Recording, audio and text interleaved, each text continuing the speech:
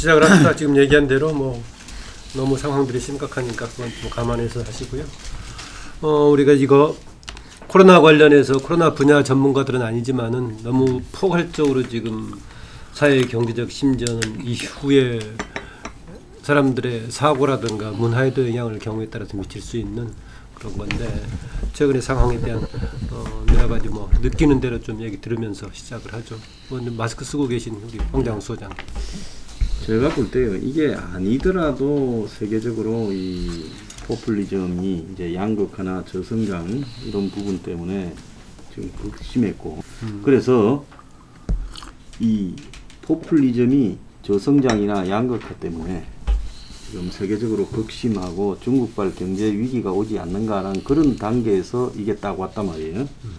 근데 지금 이번이 그 금융위기 때하고는 아주 다른 부분이 뭔가 하면, 금융위기 때는 20를 만들어서 세계가 공동으로 대응하자 이런 부분이 많았지만은 이번에 보면 전부 진짜 자기 앞에 떨어진 불똥을 못 치워서 각자 도생을 하고 있지, 지금 뭔가를 뭐 세계가 연대해서 이걸 극복하자라는 부분도 안 나오고, 특히 이게 이제 병도 병이지만 이 병이야 뭐 어느 정도 죽고 번지고 나면 또 언젠가는 사라지겠지만은 이 병이 지금 세계 경제를 거의 붕괴를 시키고 있는데, 이 경제가 건강한 상태였다면 또 회복력이 빨라서 회복이 되겠지만은 기존의 이 세계 경제들이 주요 국가들이 다 위태로운 상황에서 이제 코로나가 때리니까 2008년 이후에 이제 양적 완화를 통해서 이 몰핀 체면 상태로 겨우 연장되어 온 세계 경제가 직격탄을 맞아버리면서 이제 무제한 양적 완화를 미국 연준이 선언을 해도 안 통하고 있잖아요. 주식시장에서. 금까지도 지금 뭐 안 통하잖아요. 그래서 이게 이제 결국은 중국이나 몇 개의 나라, 이탈리아라든지 약한 고리에 있는 스페인이라든지 이런 나라의 경제를 붕괴시킬 거고, 한국도 그 유력 후보 중에 한 명이죠. 그렇게 되면 결국은 이것이 이제 2차 세계 대공황을 발발할 수 있는 소지도 충분히 있다. 지금 그런 식으로 가고 있는데, 이게 지금 장기화될 가능성이 현재 예측으로는 굉장히 높고, 치료약이나 백신이 빠르나야 1년 반, 6년까지 걸린다고. 그래서 임시 이제 처방약들을 만들고 있는 단계인데요. 근데 지금 미국이나 유럽이 그간에 우리가 이제 이룩해왔던 문명으로 봤을 때 이제 균은 별거 아니다라고 생각을 했던 사람들 고정관념이, 그동안에 뭐 AI나 신종플루나 사스나 다 이렇게 통제가 된다 메르스나, 그런데 무슨 중세 시대 14세기도 아니고 이제 이 세균 때문에 지금 유럽이나 미국이 지금 붕괴가 되고 모든 활동이 올스톱 되는, 그러면서 우리가 생각하는 금융상품이니 4차 산업혁명이니 이런 게 지금 다 별 의미가 없어지잖아요. AI가 무슨 소용이 있어요, 이 코로나에. 그러니까 이런 것들이 지금 앞으로 인류의 이 문화나 문명에 주는 충격도 매우 클 것 같아. 그래서 코로나 이전과 이후에 이 인간의 어떤 삶의 형태의 변화가 이렇게 커질 것이고 경제 구조 자체가 달라질 가능성도 있다. 저는 그렇게 봅니다. 예, 황 소장은 이제 우려하는 수준이 아니라 되게 그런 방향으로 갈 수밖에 없을 것이다. 그런 생각을 좀 갖고 있는 것 같네요. 예, 저도 뭐 진단은 비슷한 시각인데요. 뭐 지금 아까 뭐 제2의 그 경제 대공황인데 아마 그 지금 이 상태로 가면 꼭 그런 식으로 나라고 빠지지 않을까 생각이 상당히 많이 우려가 많이 듭니다. 지금 예를 들면 지금 이 상황에 대해서는 뭐 약이 없잖아요. 지금 이 백약이 무료인 상황인데, 지금 이 상황을 차단하려고 하면 여러 가지 뭐 경제적 조치보다는 가장 그 특효약은 결국은 이 지금 감염병을 그러니까 근본적으로 퇴치할 수 있는 뭐 백신이나 치료제가 개발돼야 되는데 아직까지 거기는 시간이 많이 걸린다. 그렇다고 한다면 기존의 우리가 그 앞서 봤던 97년도 외환위기, 2008년도 금융위기 같은 거하고는 완전히 차원이 다르다. 앞서 말씀하셨지만 지금 2008년도는 뭐 양적 완화라고 해서 뭐 그 헬리콥터로 뭐 현금을 살포한다고 했지만 오늘 신문 보니까 전략 폭격기로 지금 뭐 현금을 살포하는 수준이라고 그러는데, 그래도 지금 이 유동성의 위기 때문에 지금 문제가 생긴 건 아니거든요. 그러니까 지금 이 질병에 대한 막연한 공포, 불안 이런 부분들이 경제적인 여러 가지 그 정상적인 활동 자체가 다 올스톱 시켜버리는 상황이기 때문에 그건 해결될 수가 없는 상황이다. 그리고 지금 이 상황에서 가장 지금 직격탄을 맞는 것이 서비스업 같은 경우인데, 우리나라가 지금 경제 구조에서 지금 서비스업 차지하는 비중이 60%라고 그러더라고요. 그렇다고 한다면 여기 지금 바로 직격탄을 맞고 있는 뭐 여행, 항공, 뭐 교육, 문화, 뭐 이런 식으로 쭉 가게 되면 결국 뭐 가게가 붕괴될 수밖에 없는 거고, 가게에서 만약에 가게가 만약에 망가지면 뭐 그러니까 소비가 안 되니까 어차피 그러니까 기업으로도 연결될 거고요. 기업의 도산은 결국은 이 신용의 위기로 가서 결국 이 경제 핏줄을 하는 금융까지도 다 갈 수밖에 없다. 무너질 수밖에 없는 상황이라고 한다면, 이 상황에서는 가장 해야 될 것은 결국은 각 경제 주체들, 각 단위 경제 주체인 국가 간의 뭐 이 연합을 통해서 협조를 해야 되는데 그 상황이 안 된다는 거죠. 그러니까 메르켈 총리가 이번 사태에 대해서 이런 이야기를 했다더라고요. 이성과 연대가 꼭 필요하다고 그랬는데 지금 이성을 발휘하기보다는 국가적 이기주의가 우선하고 있는 거고. 메르켈의 결과 나왔나요 지금? 아직 좀 못 들었습니다. 그리고 지금 연대라는 것도 보면 앞서 뭐 말씀하셨지만 지금 각 나라만 서로 국경 차단하고 각자 도생하는 형태로 가고 있기 때문에 진짜 우려되는 상황으로 지금 가고 있다. 그러한 상황에서 과연 우리처럼 이 경제 단위가 조그마한 나라가 어떻게 생존할 수 있을 것이냐, 더 큰 걱정이 지금 밀려오고 있는데, 거기에 대해서도 저조차도 어떤 대안 뭐가 있을까 생각해봐도 답이 안 나오더라고요. 정말 답답한 상황인 것 같아요. 좀 거시적으로 이야기를 하셨는데, 일시적으로 보면은 김능구 사장이나 저나 아마 97년도 위기부터 경험을 했을 겁니다. 김 사장님은 어떤지 모르겠지만 제가 느끼는 지금 상황은 97년도보다도 느끼는, 피부적으로 느끼는 지금 상황이 훨씬 더 지금 엄중하게 느껴지고 있다. 지금 문제는 현재 상황조차도 이 저점에 도달했다라는 것을 지금 전혀 감을 못 잡겠으니 언제 이것이 저점에서 최악의 상황의 바닥을 칠 것인지에 대해서 가름을 할 수가 없으니까 정상적인 조그마한 회사로도 경영하는 데 있어서 판단하기가 참 어렵다는 겁니다. 지금 아까 이 무제한 양적 완화 조치를 취해도 시장에서 반응이 없다고 하는데 당연한 거죠. 그 원인이 되는 것이 코로나 문제인데, 코로나에 대해서 퇴치는 아니더라도 최소한 우리나라 정도의 통제 관리 정도로도 돼야만이 뭐 양적 완화를 하든 뭘 하든 이 경제적 조치가 어느 정도 반응이 나오는데, 미국에서 지금 코로나가 초기 단계에 있는 상태에 두고 무제한 양적 완화를 한다고 해서 미국이 시장에 반응을 할까요? 전혀 할 수가 없습니다. 근데 이제 제가 지금 상황에서 이 코로나 상황에서 전 세계 앞으로의 상황을 예측한다는 것은 불가능하고, 제가 볼 때 G2라고 하는 두 개의 나라가 지금 상태에서는 각자 도생밖에 할 수가 없습니다. 이 두 나라가 적어도 코로나를 저통제할 수 있겠구나라고 하는 상황이 보여야만이 그나마 이 향후를 조금이나마 예측을 해볼 수가 있다. 그러면 그게 언제쯤 될 것인가? 다행스럽게 미국이 상당히 이 코로나 문제와 관련해서 미련스럽게 대처를 미루다가 근처에 이제 적극적으로 대처를 하고 있는데, 오늘 10,000명 정도 감염자가 나왔더만요. 제가 볼 때 미국이 희망적인 상황이지만은 이런 식으로 양적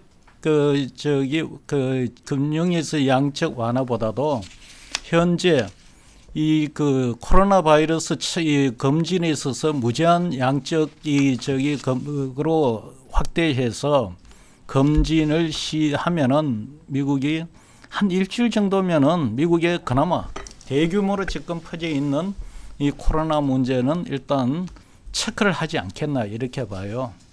지금 보면은 이란도 지금 감염자 수는 이제는 더 증가폭이 둔화되고 있단 말입니다. 그리고 지금 미국이 만에 하나 이 대대적인 그 검진을 통해서 이 확진을 확진자가 이제 줄어드는 추이를 든다면은 그나마 이제 이 경제적인 어떤 조치들이 조금이나마 이제 작동이 될 수가 있겠죠. 그래도 지금 남아 있는 게 유럽, EU하고 아직 지금 손도 안 대고 있는 일본의 문제인데 실은 나라들의 이 확진 검진 과정의 단계가 필요는 하지만 최소한 미국에 있어서의 무제한적인 검진 과정이 끝나야만이 제가 볼 때는 미래에 대한 조금이나마 예측이 가능할 것이다 이래 봐요. 네. 지금 아까 금방 말씀한 외환위기, 금융위기 이때를 이야기했는데 하여튼 그때하고는 지금 이 양상이 좀 다른 것 같아요. 이게 그때보다 더 심각하다. 그때는 어쨌든 외환이나 금융에 관련된 그거였지 지금은 실물 경제에 직접 이렇게 이 연관이 돼 있는 것이고, 그리고 또 하나가 이 코로나가 이렇게 전 세계적으로 지금 이렇게 확산되고 있고, 금방 말한 대로 세계 경제가 그 전에도 미중 무역 전쟁이라든지 이 오일 불안, 유가 불안 이런 것 때문에 안 좋았는데, 그리고 보호무역 이 추세가 점점 퍼지기 시작했는데 이게 코로나19로 인해 가지고 완전히 아까 이야기한 대로 국경까지 이렇게 문 닫게 되면서 전부 셧다운 상태에 이렇게 들어가기 때문에 참 진짜 이거는 어떻게 이걸 해결해야 되나. 코로나가 지금 백신이나 치료제도 지금 열심히들 하고 있지만 아직 나타나지 않은 상태에서 이 코로나가 이렇게 잦아들기를 기다릴 수밖에 없나 이런 생각들도 지금 하고 있는 것 같아요. 이게. 그런데 저는 이번 현상을 보면서 이게 국제적인 공조가 없이는 이게 풀기가 어렵다.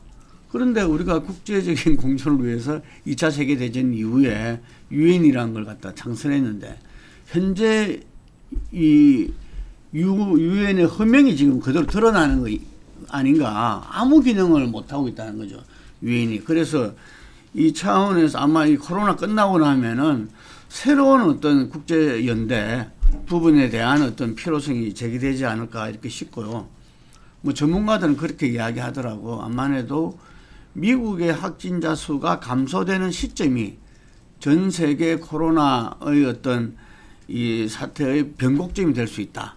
이렇게 이제 이야기를 하더라고요. 그래서 우리나라만 이게 이 코로나19 부분들이 여러 가지 상황이 이렇게 좋아진다 해서 될 문제가 아니다는 거죠. 우리나라는 특히 또 이렇게 수출 중심적인 어떤 경제를 하고 있기 때문에 그런 면에서 이 지금 극동에 처음으로 생긴 발원지인 중국, 우리나라, 일본 뿐만 아니라 유럽, 미국 이런 부분들이 다 함께 이 부분들을 정말 아까 황 소장이 이야기한 대로 우리 미래의 어떤 부분들을 갖다가 과연 암울한 미래가 될 것인가, 열어나갈 것인가 하는 이런 이 인류 생존의 차원에서 또 봐야 될 그런 상황까지도 왔다 이렇게 봅니다. 아까 황 소장이 얘기했던 이번의 경우는 국제 질서의 리더십 자체에 구심점이 없다는 것은 굉장히 중요한 지적 같습니다. 이후에 총선 관련 부분은 별도로 논의하기로 하고요. 한국에 한정시켜서 좀 늦은 감이 있긴 합니다만은 코로나 이후에 최근까지의 대응을 한번 종합적으로 한번 정리 한번 해보죠. 네. 저는 지금 온갖 군데가 다 어렵다. 이제 다 도와달라 이러잖아요. 근데 여기서 이제 중요한 거는 선택과 집중을 좀 해야 된다 이렇게 생각합니다. 우리나라 얘기죠? 네, 그러지 않으면 지금 나중에 감당이 어차피 불가능한 상황이 벌어질 거다. 그래서 저는 한국형 뉴딜을 좀 할 필요가 있다 이런 생각이 들어요. 그리고 이제 다른 하나는 기간 산업은 보호해야 된다. 그러니까 이제 이 상황에서 항공이나 해운이나 철강이나 석유 화학 같은 산업 이런 것들이 완전히 무너지지 않도록 지킬 부분은 좀 몇 개를 핵심 산업은 좀 지켜야 된다. 안 되면 구경하라도 해서라도 지켜야 된다. 그거는 이제 나중에 상황이 좋아지더라도 그게 유지가 되어야 이제 기본적으로 우리 다른 산업으로 파급 효과가 큰 주축 산업이다 이렇게 봅니다. 수출하고 할 때 물동을 정하는 부분이고요. 그 다음에 다른 하나는 그 바닥으로 내려와가 이제 없는 사람들부터 요즘 재료로 있잖아요. 다 일시 해고가 되고 휴직이 무급 휴직이 되고 이러니까요. 이제 실업자가 지금 미국이나 뭐 이런 데서도 급증하고 있다가 중국하고 미국에 몇백만 명씩 지금 생겨나고 있다는데 한국도 지금 보면 전철이나 이런 데나 길에 사람이 별로 없어요. 출퇴근 시간에. 이거는 러시아워 때도 사람이 줄어들었다는 거는 일하러 가는 사람 숫자가 굉장히 줄었다. 재택근무라고 이야기하지만 재택근무를 할 수 있는 한국의 직장이 몇 개 되겠습니까?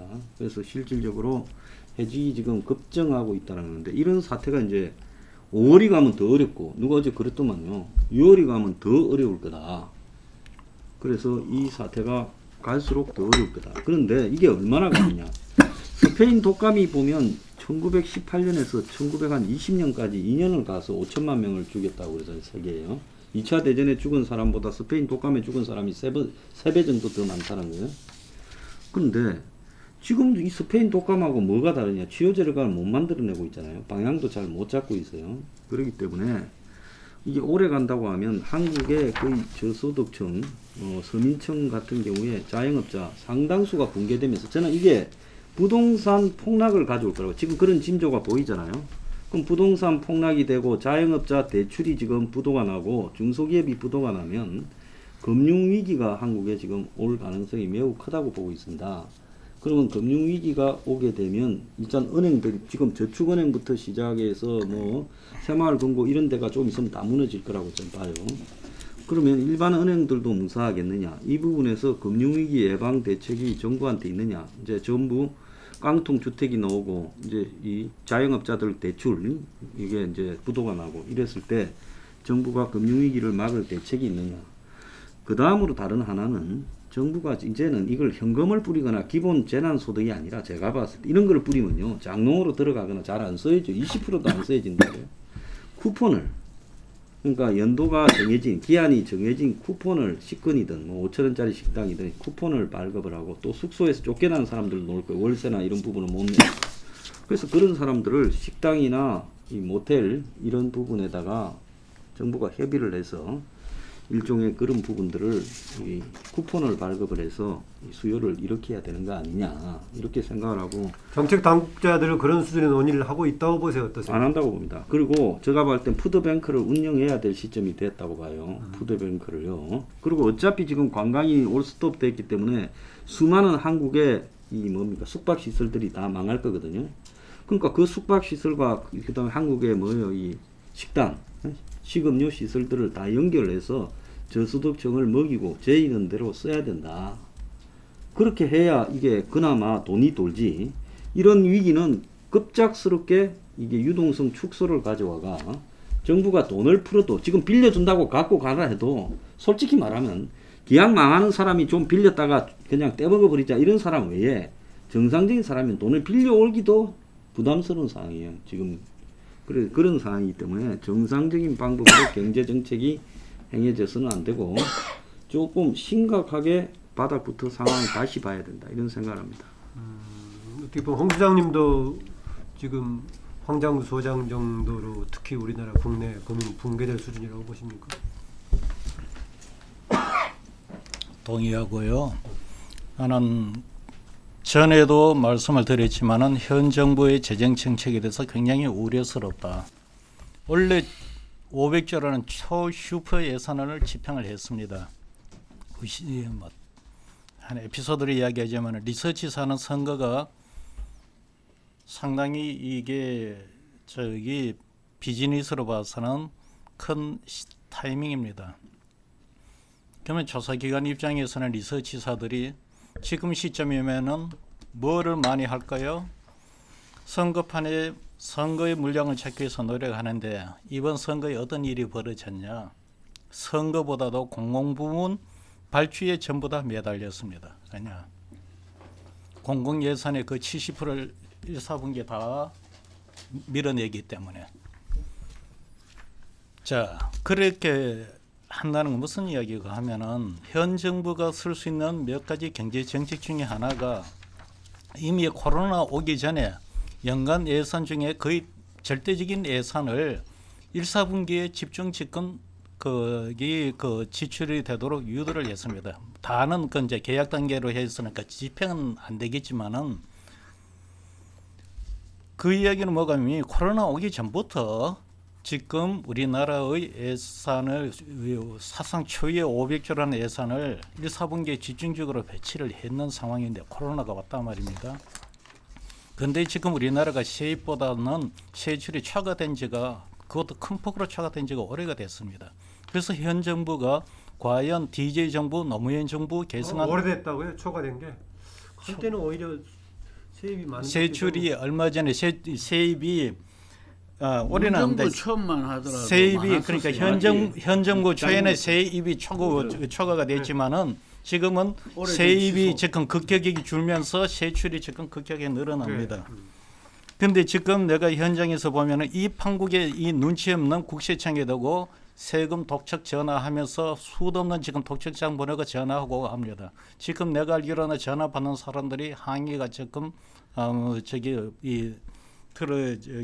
이제는 옛날에는 수동적으로 저항하다가 이제는 거의 대놓고 이 판국에 무슨 세금 이야기까지 나올 정도로 아마 항의가 이루어지고 있는 거라 내가 주변에 듣고 있습니다.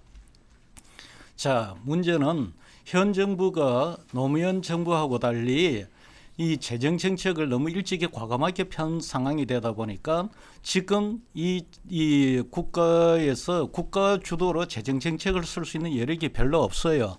그 이야기는 뭐가 하면은 이 정부에서는 제일 먼저 해야 되는 것이 현재와 같은 이런 재정 정책으로서 현재 그 재정 정책은 서야 되겠지만 세입 세출 구조를 정확히 지금 다시 한번 짚어봐야 될 겁니다. 그리고 세출 문제도 현재와 같이 공공부문 확대라든가 복지 무제한적인 그러니까 이 지금의 어떤 이런 복지도 지금 이제 방금 이야기하셨지만은 기존과는 달리 경제적 파산에 의해서 속출하게 될 지금 새로운 영역의 이 복지라고 보기는 좀 어려운 어떤 그 구제에 될 계층들이 급증하게 되어 있는데 여기에 대한 대비책을 지금 세워야 될 지금 상황이다. 제일 걱정은 지금 그런 과연 예산이 있느냐는 거죠.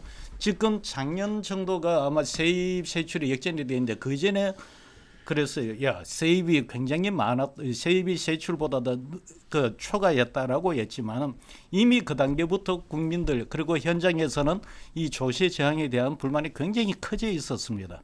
이전에 어떤 세금 세원을 찾아내고 뭐 저기 세율을 높이고 이런 과정에 되고 대단히 그 불만이 있어서 그런 식으로 솔직히 말하면 쥐어 짜듯이 해갖고 그 당시 만들었던 세입이었던 겁니다. 그 세입에 대해서 너무 낙관적으로 보시고 앞으로도 그것이 계속 그런 세입이 나오리라는 화수분 정도로 생각하고 세출 계획을 세웠던 거죠. 그래서 내가 제일 걱정이 되는 것이 그런 인식을 갖고 있다면은 이 앞으로 지금 돈을 뭐로 어떻게 운영을 할 것이며 그 지금 기업하는 사람도 지금 다 어려움을 처하는데 앞으로 세금 어디에서 걷어들여 갖고 세출을 이거를 맞출 것인지 참 걱정이 되는 상황인데 하여튼 그 부분에 대해서 정책적으로 재조정이 들어가야 된다 그래 봐요. 어려움이 워낙 크다 보니까 지금 하신 말씀도 좀 많으신 것 같네요.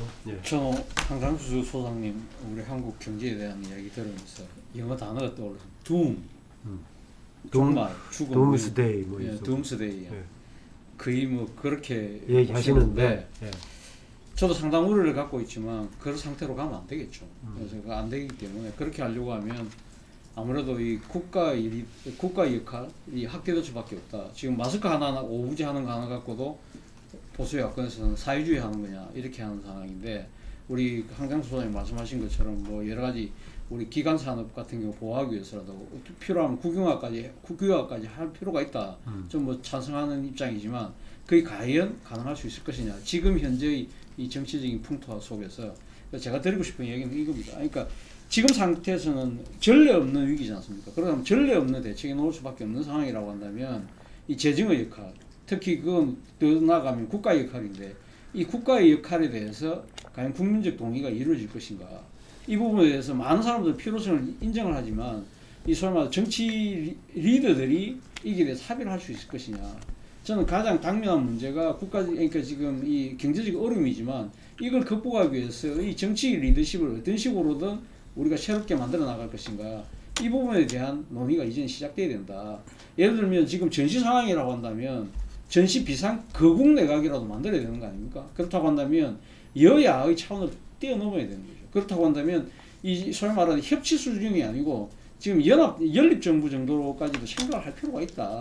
뭐 앞으로 총선 결과가 어떻게 나올지 모르겠지만 어떤 식으로든 이 여야의 개념을 뛰어넘어서 이 지금 국가적 위기를 하나로 우리 똘똘 뭉쳐서 극복해야 된다는 그러한 정치적인 새로운 리더십을 세우는 논의도 저는 분명히 필요하다는 생각이 든다는 겁니다. 예. 윤영구 대표. 제가 볼 때는 지금 현재 코로나19가 중국에서 이렇게 발현되고 전 세계적으로 퍼진 이 상황에서 우리나라의 상황은 그나마 낫다 이런 생각이 듭니다.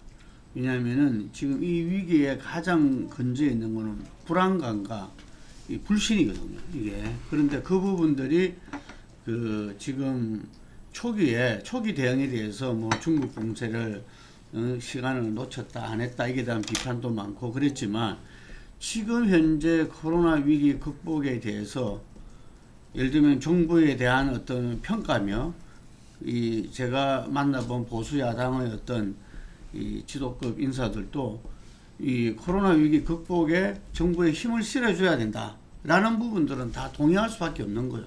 이게 그래서 저는 이것이 우리가 이 진영 대결이다 뭐다 해서 정치권의 극심한 갈등 부분들을 갖다가 이 위기도 너무 큰 위기가 왔을 때는 그런 당정이라는 게 사실 의미가 없는 거죠. 우리나라도 뭐 그런 걸 겪었지만 그래서 그런 차원에서 나는 좀 더 암울한 전망 속에서 뭐 경제도 지금 1% 초반대 실질적인 마이너스 성장이 되지 않겠나라는 관측도 있지만 저는 또 다른 기회를 갖다가 우리나라는 갖지 않을까. 아까 말한 대로 세계적인 코로나 확산이 이렇게 잦아들면서 어떤 변곡점이 있고 나서 예를 들면 이 코로나19 사태에 영향받지 않는 것이 IT라든지 소프트웨어, 반도체 이런 부분들이기 때문에 거기 우리나라가 강하잖아요. 이게 그래서 우리나라의 회복 속도는 다른 나라보다 빠를 거라는 이야기고 이제 이 대목에서 중요한 것이 바로